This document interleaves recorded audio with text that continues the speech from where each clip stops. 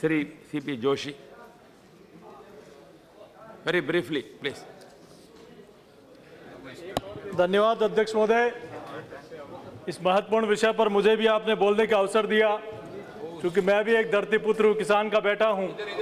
और आज इस देश में किसानों की जो हालत है, जो इस देश का अन्नदाता कहलाता है किसान, जो किसान इस धरती माता का सीना चीर कर अन्न पैदा करता है, आज उस किसान की बदहाली है।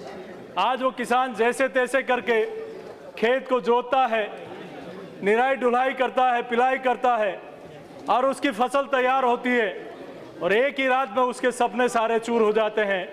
वो सोचता है कि फसल तैयार होगी तो अपने बच्चों की शादी कराऊंगा, पढ़ाई कराऊंगा, केसीसी का ऋण चुकाऊंगा और ये सारे सपने लेकर वो काम करता है।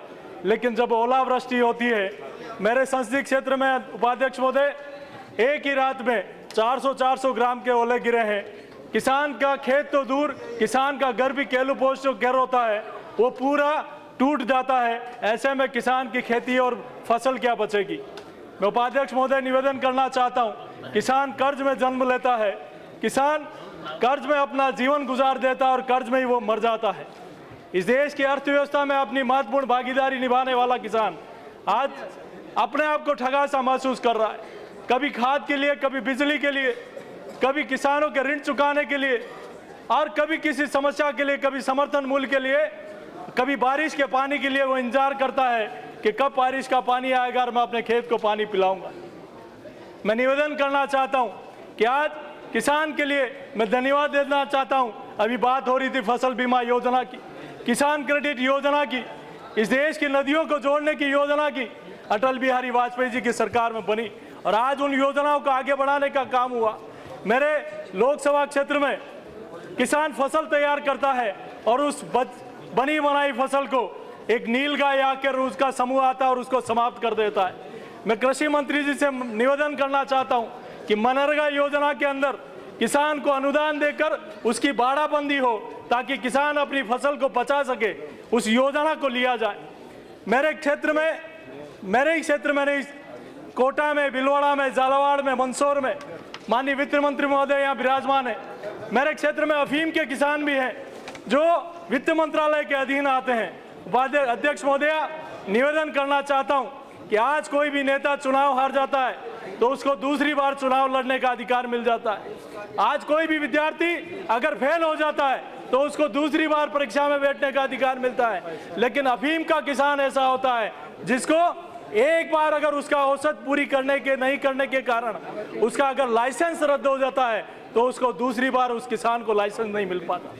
वो किसान अपने आप को ठगा सा महसूस करता है जो बरसों से अपनी औसत दे रहा है, लेकिन एक बार ओलावृष्टि के कारण अगर उसकी औसत पूरी नहीं कर पाता है तो वो किसान उसका लाइसेंस कट जाता है और जिस घर में लाइसेंस होता है अध्यक्ष महोदय, उसको किसान को ये लगता है कि मेरे एक परिवार में एक जवान की मौत हो गई।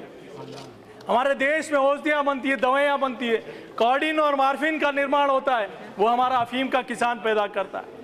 मैं निवेदन करना चाहता हूँ, मेरे संसदीय क्षेत्र के अंदर इसबगोल, धनिया, जीरा, ये फसलें तो बिल्कुल नष्ट हो गई और इसबगोल का खेत जहाँ है अध्यक्ष महोदय, वो फसल ओले गिरने के कारण न सिर्फ फसल बर्बाद हुई, वो खेत भी बर्बाद हो गए, वो खेत एकदम पत्थरनुमा हो गए।